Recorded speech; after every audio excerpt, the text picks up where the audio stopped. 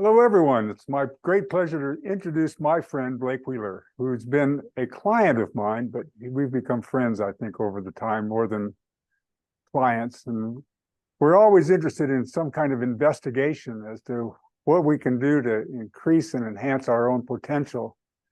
So we've been in dialogue for a number of years.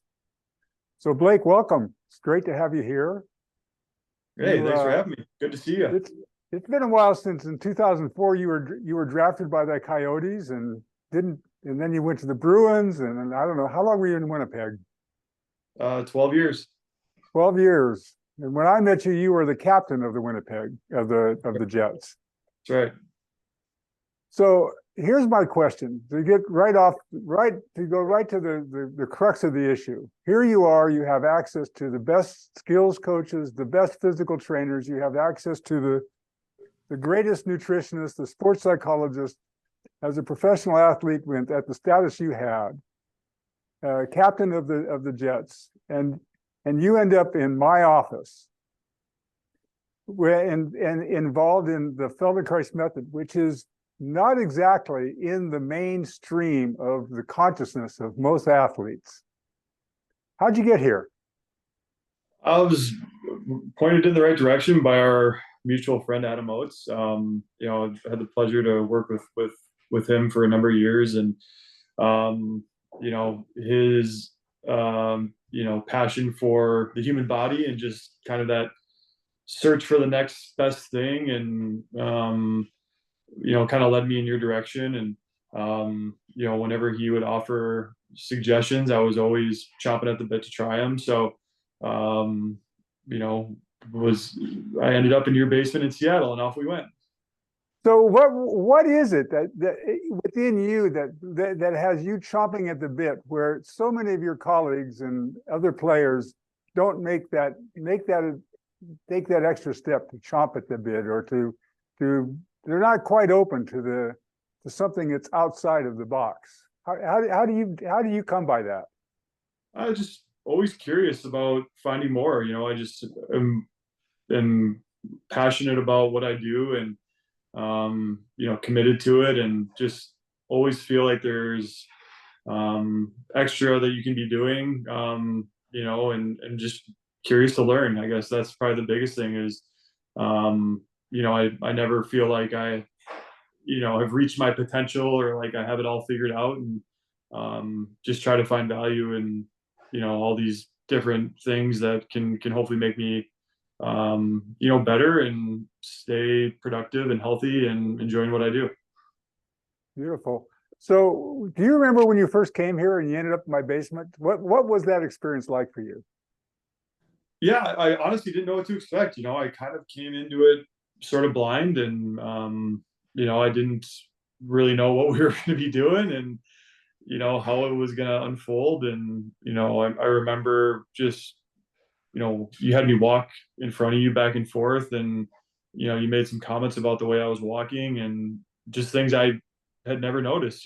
Just a big one. I remember you mentioning how my right ankle kind of like collapsed in, and how that kind of like had me like folding my whole body pattern. And it's just something that we do so routinely on a daily basis, just walk around.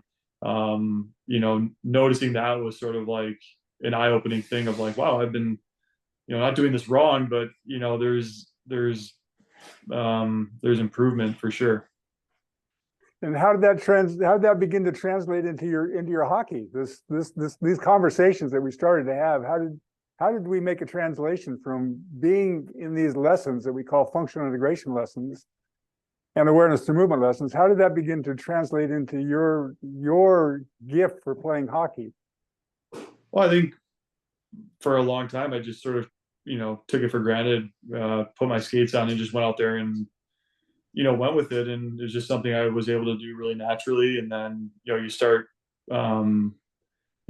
uncovering the simplest things like walking, and how there's improvements you can make, and even just that, then you start applying that to hockey, and all the different little areas where I do some things really strongly, and other areas where it's like, oh, there's some gaps there that I can really improve on, and ways that maybe I I don't move today, that, you know, even though the clock's ticking and I'm getting older, like, you know, I can still improve and move better and more efficiently and continue to get better. And I think that's why, you know, as have gotten older, you know, I've been able to, you know, just remain productive and healthy and, you know, kind of intact, because yeah, I'm finding ways to move better even as I'm getting older. The it speaks a lot to the human capacity for continuing to refine your coordination capacity, the cascade of coordination that you can bring to the moment, moment by moment, and that part of our nervous system is always available to us. But we have to, but in order to be a part of the Feldenkrais method, you have to kind of stand back and engage in a kind of a different way. Part of it requires you to be quiet and to pay attention to small details, as opposed to the general stimulus that we have when we're training. Tell me a little bit about your experience of that kind of attention to details and the way that has brought about a more complete sense of your self-image, in a sense.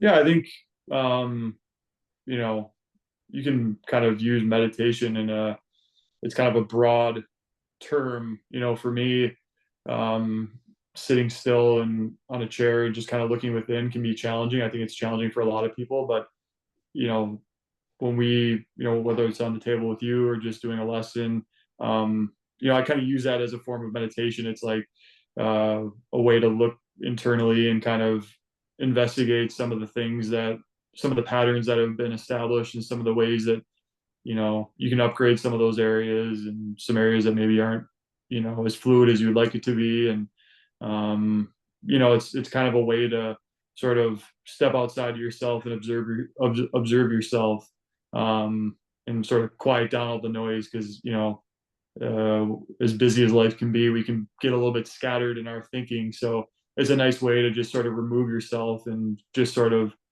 look at yourself in like the most simplistic terms. So when we were talking, you said when you're doing a lesson. So let's clarify for the people that might not know what a lesson is. So a lesson is what we call in the Feldenkrais method an awareness through movement lesson. And over the years, during the seasons, I oftentimes will meet with you on Zoom, and we'll do lessons there at different times in the season, you know, relative to your comfort or discomfort or your needs. What are some of the needs that you notice that, you know, when you say, okay, I'm going to call Jeff and we're going to do an awareness through movement lesson, which usually takes place anywhere from a half hour to 45 minutes to an hour. So what? Yeah, I mean, there have been times where things have come up, you know, injuries, bumps and bruises, that have, you know, limited my ability to move, you know, how I want to. Remember a couple of years ago, I was dealing with some cracked ribs for a while that, you know, had me really sort of stuck, in my ability just to function. You know, it was a really sort of tough injury to play through. And we talked, and just some little movements that we were doing just to kind of free up some space in my midsection and get me turning, you know, that helped create just enough to where I was able to sort of get back to feeling and moving how I'd like to. And oftentimes it's like I said before, it's you know, the stress and the pressure from the season builds up, and you get to a point where you just kind of need something to yeah, use it as like I said, a form of meditation.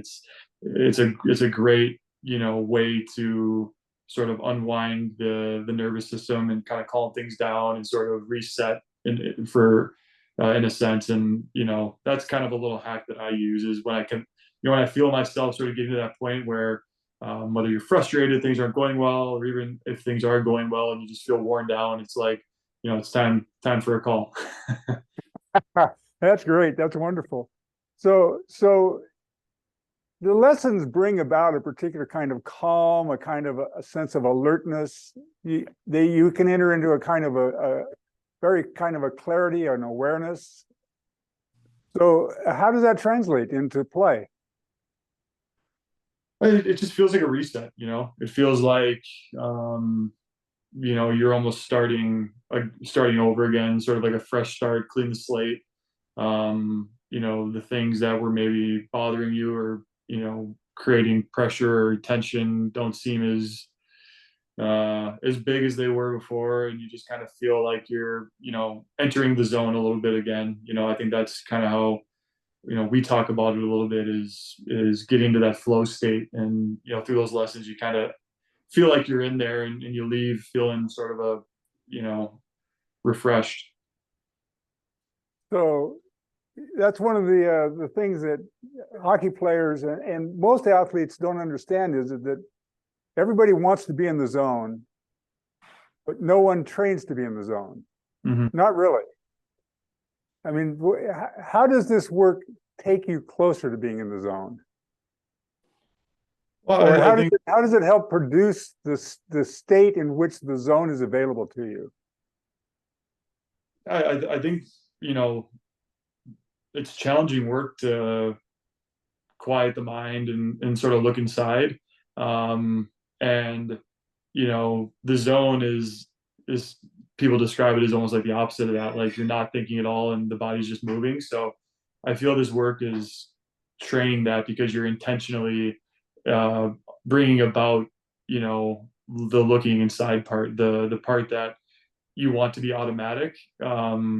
You're calling upon it while doing the work, and that sort of helps make it more automatic as you go. If you're just sort of like hoping that it clicks on command, it's really hard to find. But if you're actively, looking for it, it's easier to make it more routine. There's something really concrete about awareness through movement lessons that's different than how nebulous meditation is, in the sense that in meditation, there's a particular way in which if you're in a really focused meditation, say, for example, a breath meditation, where your attention is to your breath, but it's easy for your mind to distract you. There's something concrete about the awareness through movement process, and the word is awareness through movement, in the sense that every moment you're asked to pay concrete attention to some detail, and you can start to watch the way that your system has mapped those details in the way that you historically create habits of movement. And at some point in time, you can begin to observe how you begin a movement, and then alternatives are offered, and so that you have the opportunity to inhibit the habit, to make the habit quiet, and investigate something altogether new. What's that experience like when you pop into something that's unknown and new for you? Yeah, at the beginning, I'll admit it was frustrating, because I wanted, to be good at it. You want to have it perfected. You're kind of used to doing things that reinforce like the things that you're good at. So I'll admit, at the beginning, there's some clunkiness when you're exploring things that don't really work like you're wanting them to work. Over time, like, those are the parts that are exciting. Like, I get excited or interested when I'm asked to do something that I'm not able to do. Like, that's for me, that's exciting, because that's something I can work on and something I can really lock into and start to work with. So I think that's what, in my experience, makes it valuable, is that you're unlocking some things that are upgrades that are available to you. That's fantastic. I've been to your house a couple of times, and we've worked in your gym in your house in Winnipeg, and we've worked a lot with the idea of you really utilizing ground forces, the whole process. So for most people, we live in the sense of being in gravity, so we have the sense that gravity pulls us down to the earth, the center of the earth. And we've been working a lot with the idea of how to find the source from the surface that you're on, and to be able to lift through your skeleton so that you have a sense of lightness, availability, immediacy in the way that you can move. What's that been like for you? Yeah, it's interesting, because it could be potentially because of being a hockey player and being in skates, and just that contact with the floor feels so foreign, and I attribute a lot of it too to, growing up, I always wore skates that were super tight, so my feet were kind of like claws in there all the time. So, when we started working together, I remember, the feedback kind of being like my feet were on the floor almost like this, and like feeling like the lengthening and like the relaxation of my feet and actually like grounding into it, um, creates like a whole new sense of being able to move, and like you said, the availability of just kind of going when you need to go and where you need to go instead of having to have two or three little glitches before you get going. I think that's an upgrade I've made, as I've gotten older to kind of, like I said, maintain and even exceed, um, some of the ways I moved even when I was younger. Yeah. I mean, the hockey game is so exciting because of your necessity for being able to move in 360 degrees, to have your attention to move backwards and forwards. You had a really bad sort of facial injury. You got hit in your left cheek. You were concussed. And I just the last question for you. So how did we work together really for you to reestablish? We talked about, when you were concussed like that whole process, it almost took away your ability to move to the left. And it took a while for us in lessons for you to actually recover that sense of symmetry, that sense of axis by which you could go freely right and left again. You were also dealing with your cracked ribs at the time. I'm just wondering if you could just, talk about coming out of the concussion and recovering that sense of dimensional availability. Yeah, I think like, this is like the, couple levels like deeper in the video game, that the work has been, really beneficial for me is with injuries, but that one in particular, like there was definite like guarding for sure because something like that is pretty traumatic and a head injury, and it takes a while to recover. You don't feel like yourself for a while. So the instinct is like, I don't want that to happen again. I want to make sure that doesn't happen again. So you're, trying not to put yourself in the position to have that happen again. With all contact sports, the more that you're afraid of something happening and guarding against it, the more likely you are to get hurt. So those lessons were, I remember the kind of almost the fear of some of those movements and feeling vulnerable, like to exposure and opening yourself up to contact again. But ultimately, had we not gone through it, who knows what would have happened shortly thereafter, or if you never kind of regained some of that movement again, you don't know what's going to happen. So that's where I'm grateful that we've spent as much time as we have together. Just the amount of bumps and bruises I've gone through to like sort of lean into them and kind of attack them, where as opposed to just letting them be and sort of healing on the surface, but not necessarily fully healing from the whole impact. Yeah, that whole that sense of compensation that you acquire relative to that kind of injury. Yeah, and those compensations will stay intact within you unless you find that you're safe again, free to move again. Yeah, and I mean, even the most recent time last spring when we saw each other, there's still compensation I have from the ribs. That one's one that I still deal with. Like my ribs are technically healed, but there's still something in there that that's lingering, that prohibits the movement of the freedom that I had before. But it's certainly better than it was, around the time that it happened. Well, then I guess we need to get back together. It's about that time. It's about that time. Blake, is there anything else you'd care to share with anybody about this work and working the Feldenkrais method and what it's been for you, for your family, for your teammates?